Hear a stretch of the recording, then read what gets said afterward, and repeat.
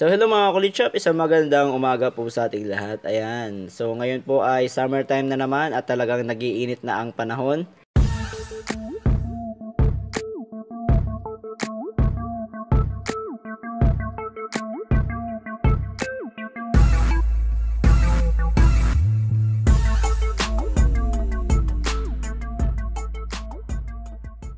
At usually sa mga panahong ito nagpapaservice na tayo ng ating aircon at para masustain niya yung lamig at hindi tayo masyado mainitan sa init ng panahon.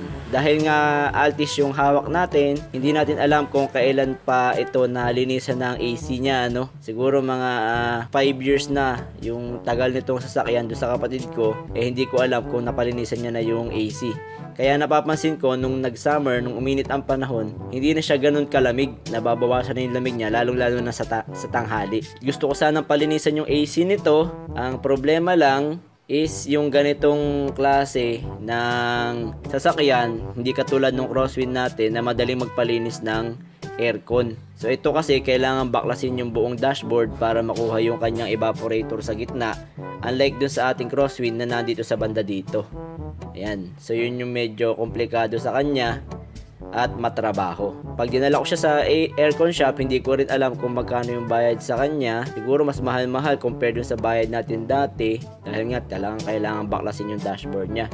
At isa pang inaalala ko, syempre tayo, walang langit-ngit yung dashboard natin. Syempre pag yan ay nagalaw na, usually hindi na ibabalik ng kung ano yung dati niyang sitwasyon O nangyayari minsan nababalian ng clip or lumalangit-ngit na yung dashboard kasi hindi na siya ganun ka-fit tulad nung dati. So yun yung isang inaalala ko. Kaya naghanap ako ng paraan kung paano natin somehow malilinisan ng AC itong ating sasakyan. So DIY lang to guys pero mas maganda pa rin na mapapatingnan nyo sa aircon technician kung kayo may mga problemang humihina yung lamig or nawawala yung lamig or madumi na yung AC nyo.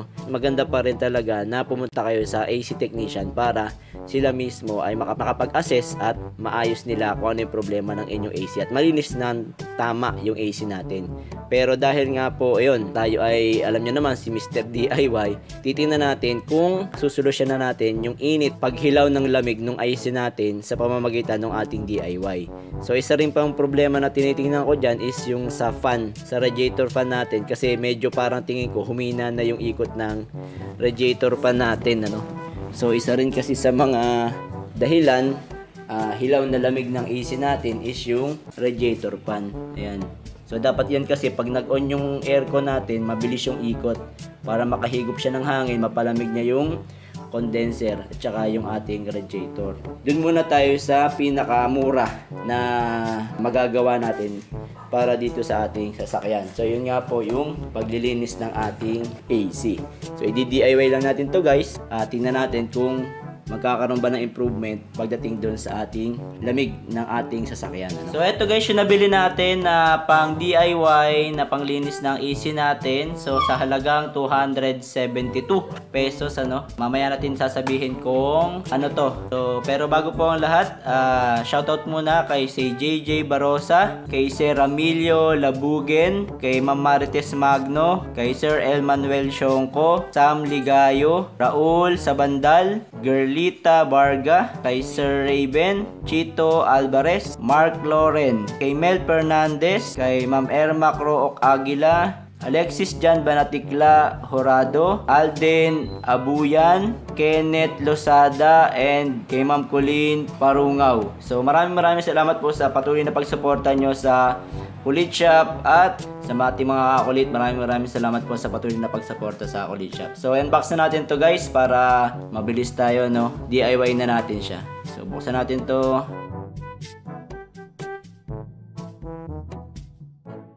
So ayan guys, so ito yung tinatawag natin na Unclog AC Home and Car Cleaner. So pwede siya sa AC nyo sa bahay at pwede nyo sa AC nyo sa mga sasakyan ninyo. So easy to use, remove bad odors, inhibit germ growth, no need for dismantling, solve cooling problem, maintain energy efficiency, and increase service life. So ito yung gagamitin natin. Shake well before use. So meron naman siyang instruction dito sa likod. So ito, nagfo-foam to tapos nag-liquefy. So pag nag-liquefy na siya, kasama na usually yung mga dumi. So after that, pag matuyo na siya, yun na, pwede na siyang gamitin. So pwede nyo rin siyang banlawan kung gusto nyo, dahil minsan may mga natutunaw na dumi, kailangan siyang mabanlawan sa AC units natin sa bahay. Dito naman sa aircon natin sa sasakyan, so medyo mahirap to dahil kailangan natin magbaklas ng ilang parts ng ating AC. So yun yung ipapakita ko sa inyo ngayon sa ating Altis. Ayun, so guys, sa paraang ito, yan, dito na tayo sa may glove compartment ng sasakyan natin, no? So paraang ito guys, applicable to dun sa crosswind natin. So susundan ko lang halos yung ginagawa ko sa crosswind. No, hindi ko pa alam kung paano magbaklas nito. Ngayon ko pa lang din babaklasin. Kaya pare-pareho tayo matututo pagdating dito sa Altis. Pero yung sa crosswind, kayang-kaya na natin yon. So titingnan natin kung halos pareho lang sila ng magiging procedure. So tingin ko naman pareho lang sila. So syempre, hindi mawawala yung ating mahiwagang screwdriver. So una natin gagawin, baklasin muna natin tong glove compartment, ano.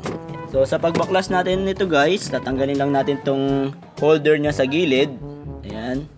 And then, ito-twist natin yung ating glove compartment. So, pull out lang natin siya. So, hindi na siya katulad nung sa crosswind guys na kailangan pa natin siyang tanggalin yung tornilyo. Ayan, oh.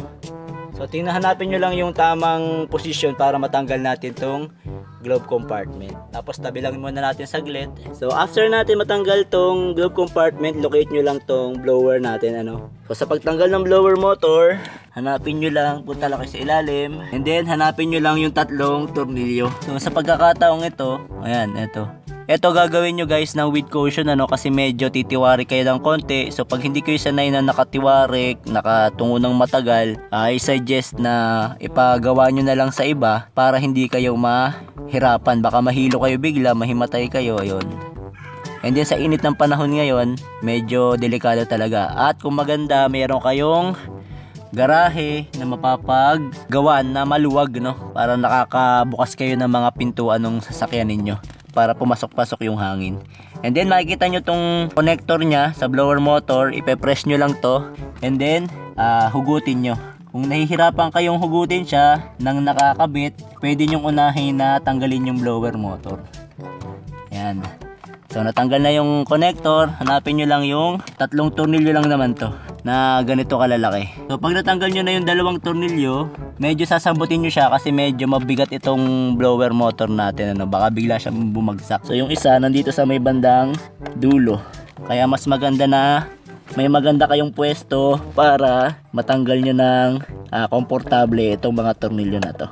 Tsaka yung screwdriver nyo, yung maiksi lang para may lulusot nyo na maganda. So pag natanggal nyo na tatlong tornilyo, tatanggalin nyo lang to, dediretso yan. Yan. So ang linis ng blower motor ko, no guys. So pakita ko sa inyo yung blower motor. Malinis yan guys. So bakit malinis yan? Natanggal ko na kasi siya kahapon. So pinag-aralan ko na kahapon yung pagtanggal niya at paglinis niya. Kaya lang kahapon ng mga bandang alas 3, napakainit talaga ng panahon. Hindi ko kaya yung diretso yung paggawa. Kaya ito na lang muna ang blower motor ang nilinis ko. So paano ko ito nilinis? Gamit tayo ng brush. So kahapon talaga sobrang dumi nito. Ito nga yung basahan na ginamit ko kahapon, no? So ang ginawa ko dyan, binrush ko siya isa-isa. Yan, binrush ko yan isa-isa. Tsaka dito sa part dito. So tatanggalin ko sana tong puting part na to, kaya lang hindi ko matanggal tong nasa ibabaw. Ito kailangan lang tanggalin to eh.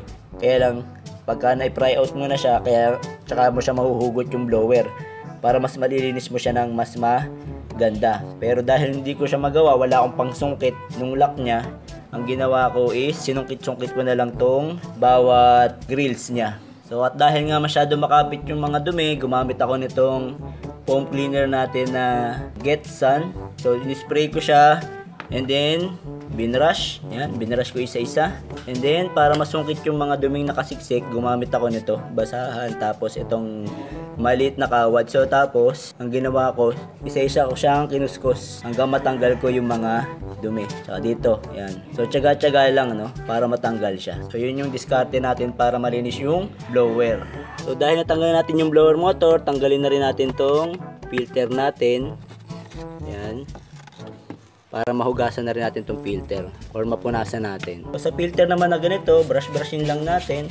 Ito naman ay napapalitan, pero mas maganda rin na hugasan na rin natin. And then lalagyan ko na rin siya ng foam cleaner. para kahit pa paano matanggal yung mga dumi-duming nakakapit sa kanya. At kung meron kayong budget, bumili na lang kayo ng washable na filter.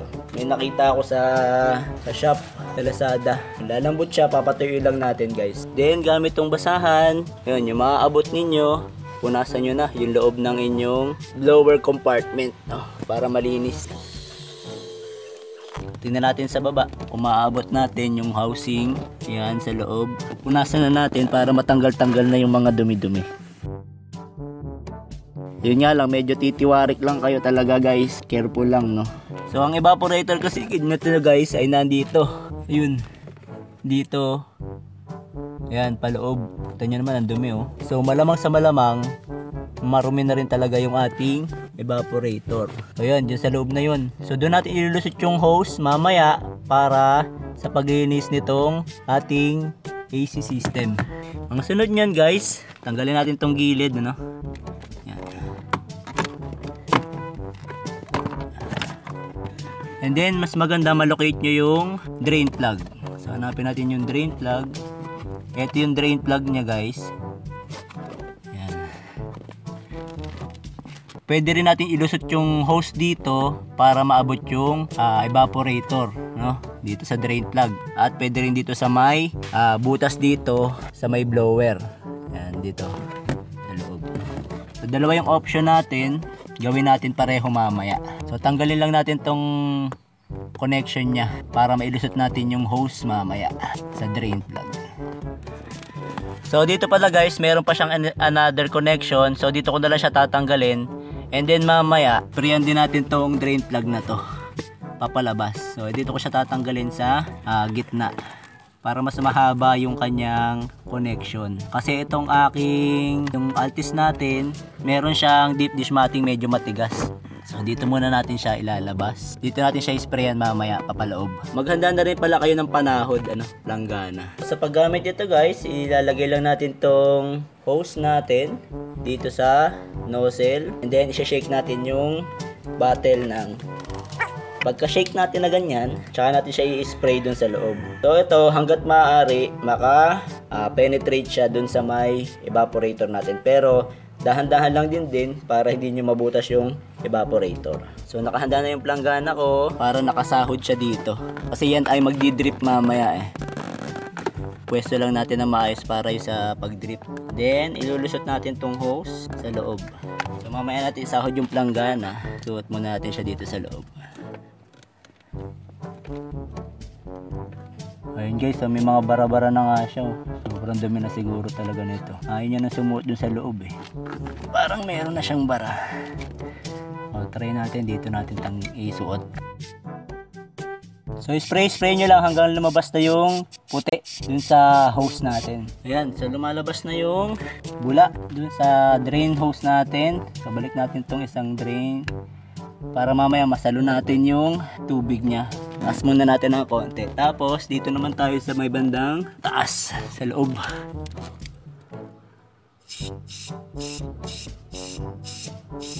Hindi ko alam kung nakikita nyo guys. Ayan, spray nyo lang yan dyan. So ayan, nakikita nyo lumalabas na yung bula. So mag-liquefy siya guys. Kaya magsahod tayo ng basahan at langgana. So basahan muna. Ito namang deep dish matting natin ay waterproof. And then yung natitira, pwede natin ilagay dito sa mga vents.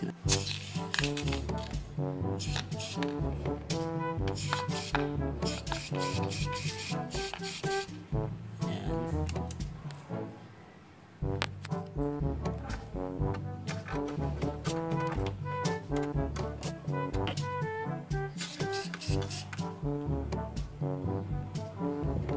Ayan guys, dito sa gitna.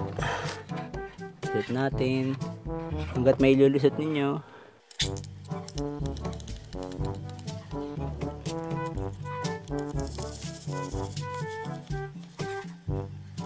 So hintayin lang natin siya mag-liquefy for 30 minutes. So lagyan na rin natin guys yung drain pipe natin dito sa baba. So yung drain pipe natin dito guys sa loob. So lagyan na rin natin.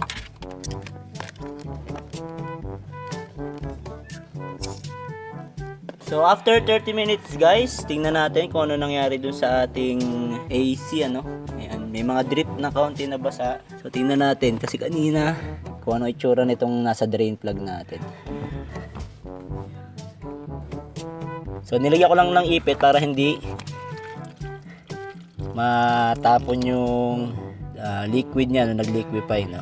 May natapon na kaunti, punasan na lang natin. So check nyo guys, oh, ayan. Yan yung dumi na nasa loob AC natin. At kung mapapansin nyo yung liquid niya ma-brown. Tanggal na, laking madumi. So siguro sa loob niyan mas madumi pa yan. Hindi lang natin nakikita yun, no.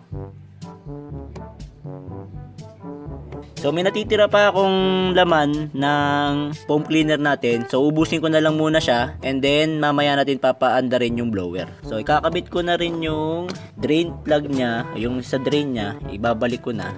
Ayan, oh, ang dumi guys, oh. Galing yan sa AC natin.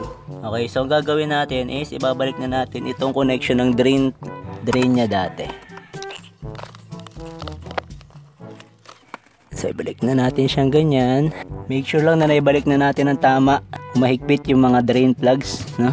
Para hindi siya mag-leak. So baba natin siya. Kailangan nakababa siya. Yan. Then tsaka natin bubuksan yung blower mamaya. So, ibabalik na natin yung blower. So reverse lang natin yung process, no guys. Ibalik lang natin to dito sa pwesto niya. So makakapa nyo naman kung saan yung pwesto niya na meron siyang guide. Okay, pasok lang natin. So ito yung pinaka-guide niya. Yan, ito. Yung part na to, pasok lang natin yan dyan and then lagay natin yung tornilyo. So sa paglalagay ng tornilyo, mas maganda guys na kamayin nyo muna para hindi ma-lost thread yung pagkakabitan. Swabe na siyang ipasok, tsaka nyo gamitan ng screwdriver. Nang sa gayon, maiwasan natin yung pagka-lost thread ng ating screws. And then yung last, sa may sulok.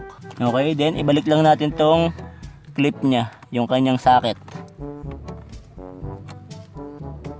So kailangan mag-click siya para alam natin na secure na siya. Next naman na gagawin natin is ibabalik natin tong ating filter. Yan, so balik na natin si filter. Kailangan nasa tamang position siya, no? Yan, ilagay nyo lang dito.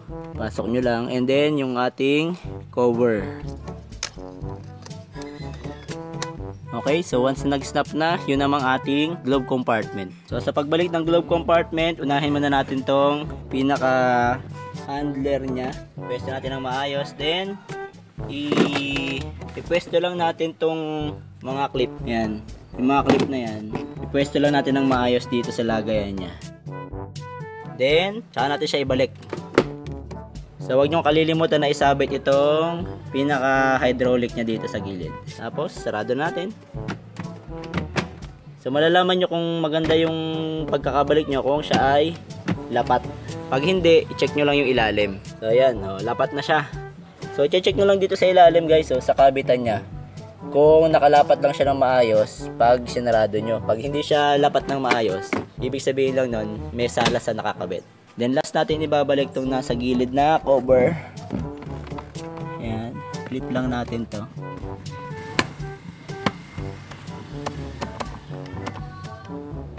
Then buksan natin yung blower natin guys. So ayan guys, binuksan ko muna yung blower niya muna, no? Para matuyo yung mga nasa loob. Ayan. Binuksan ko muna. Then mamaya ko start yung sasakyan ng konti. Siguro mga ilang minutes lang. Kasi baka malobat naman yung ating sasakyan. After several minutes, pa-startin natin yung sasakyan natin para hindi malobat. Binuksan ko na rin yung mga bintana para yung moist ay lumabas at matuyo. Then, natin ang blower ng konti. Start lang natin siya ng mga 15 minutes. So ayan guys, after several minutes, sarado na natin yung. Then, on natin si AC para mag-drip yung mga ibang dumi dun sa baba. So hopefully makatulong to guys para mas lumamig-lamig yung AC nyo, or kung hindi man totally, at least kahit paano nalinis nyo yung inyong evaporator nang hindi binabaklas ang dashboard. At halimbawa naman guys ay mag-persist pa rin yung inyong problema na hindi lumalamig yung AC, mahinang lumamig, wala pa ring lamig, and then napapansin nyo na talagang kailangan niya na ng service, huwag na kayo mag-autobili na ipa-service siya sa trusted na shops ninyo. Alright? So ipakita pala sa inyo guys yung isa sa mga palatandaan kung okay pa yung inyong AC. So sabi sa akin dati ng aking kilalang aircon technician, pag okay pa yung AC ninyo, dapat may tutulo siya. Magdi-drip siya dyan. So yung moist na nagagawa ng ating evaporator kailangan ay tumutulo siya dyan sa drain niya. So kung mapapansin nyo, ayan, nalinis na naman natin yung drain niya at ayan, may tulo-tulo na siya. So nakikita nyo yung tumutulo, ayan o. Ayan, tumutulo siya. So ibig sabihin, lumalamig ang ating AC. Nagko-condense siya at tumutulo siya dyan sa ilalim ng drain plug natin. So ayan guys, isa sa mga palatandaan na okay pa yung AC natin.